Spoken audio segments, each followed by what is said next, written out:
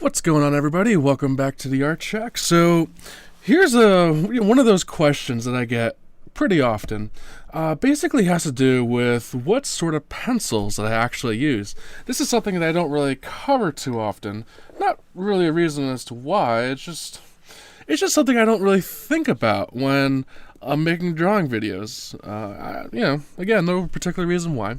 So here is actually how I store my pencils when they're on my desk. What I have here is, well, in general, I just have way too much kneaded erasers. So I've been putting them to a better use than just using them as erasers. But don't get me wrong, they act as great erasers. But I've been trying to think of ways to really put all my extra needed erasers to use. So this is a really good way to use them. If you have a couple extra packs, get a couple of these. These are Prismacolor ones, pretty nice size. And then I have about 4 or 5 of them in that drawer, unused. But you can use them like this, and then you can make a nice organizer for a bunch of supplies. So here I have my range of pencils, my eraser, my Kimberly pencil, which I'll get into, and a couple of blending stumps. So let me get into the eraser, not the erasers. This isn't about erasers. This is about pencils. So I'll start off my range. Here is, in the middle, you have HB, right? Okay. And then from HB, you come about that far and about this far. Over here, we have a 9B. And over here, we have a 9H. So the main difference between a 9H and a 9B is that a 9B is typically much darker and much softer than your normal typical pencil. A 9H, on the other hand, is going to be a much lighter line, and the graphite overall is going to be very, very hard. That point will last for a long time. So the range that I have and that I use starts off with a 6H. So here's that's 6H. And 4H. 2H. Well, HB, of course. I also have a B. Now, a B pencil is about the same thing as calling it a 1B, but they just call it B, just in case anyone was wondering. I also have 2B, and at the last, I'll use a 4B.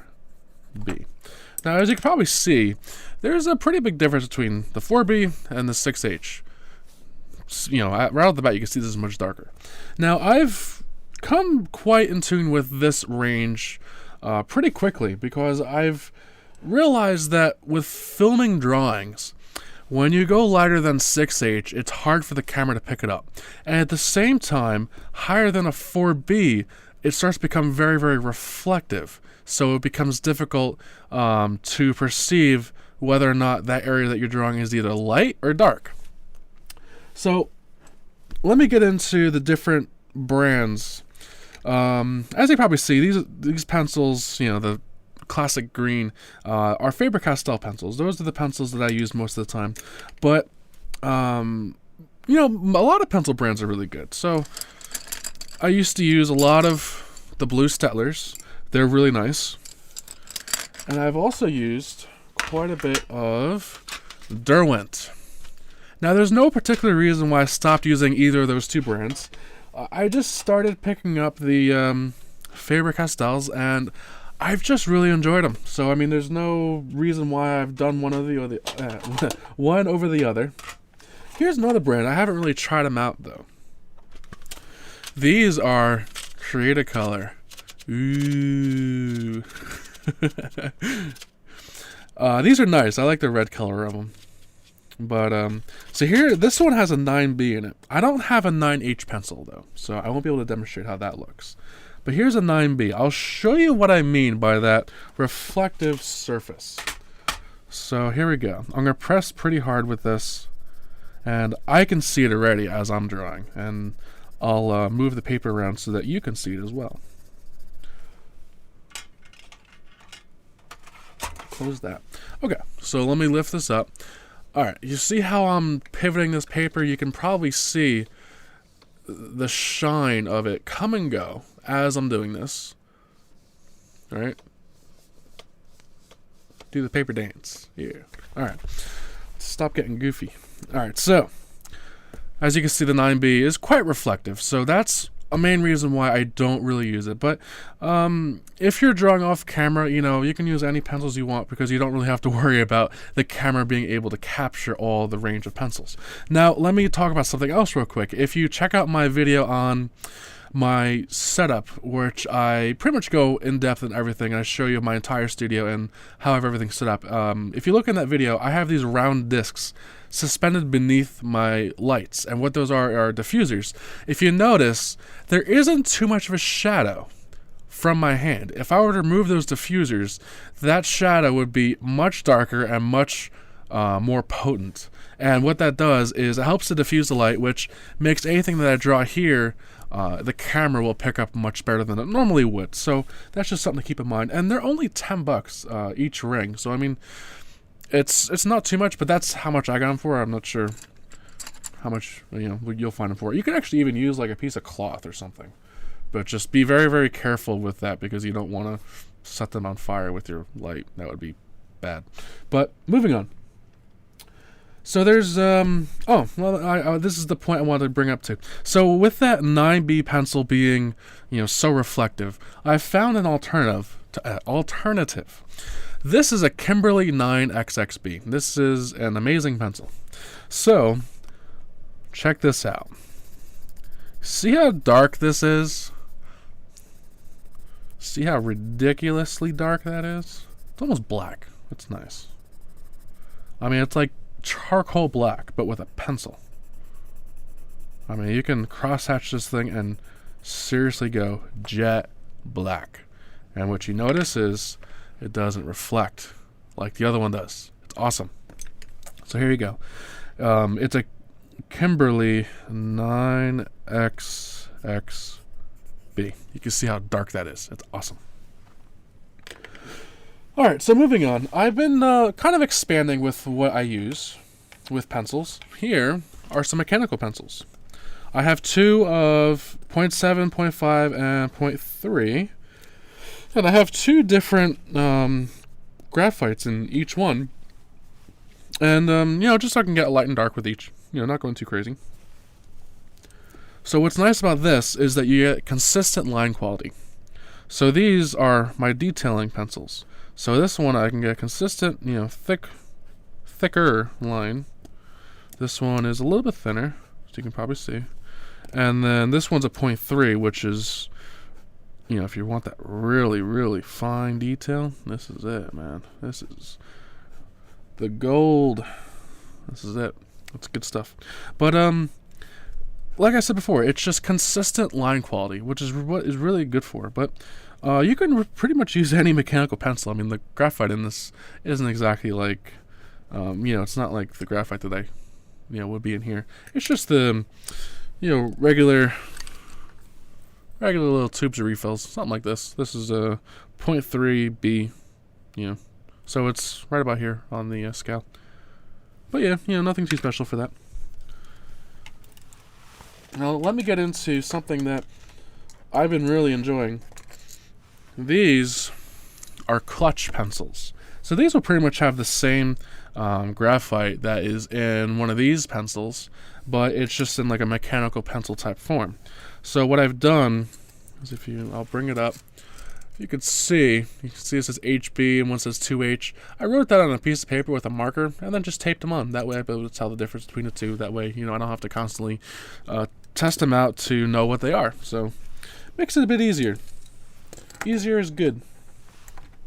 So I mean, it's the same thing as, you know, this is an HB. It's the same thing as kind of using regular pencil, but what's nice is that this has, it, you know, has a weight to it. So there's definitely pros and cons between using one of these and one of these.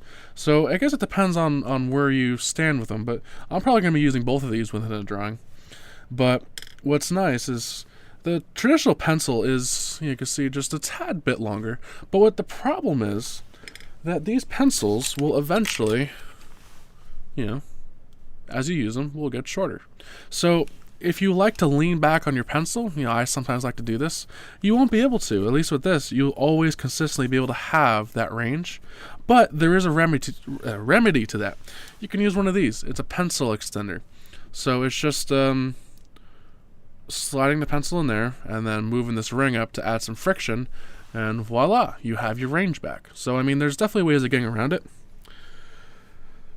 So it's just all personal preference, but I like to expand with different things and see what is available. Let me show you. Here are the refills for the clutch pencils. So it's 2mm. Each one of these tubes has 10 refills in it. So you're going to get a really, really extended pencil usage time. Now these things are not too pricey, but they can get up there. So again, these are all just different alternative things that you can get into and use. So, but it's all personal preference.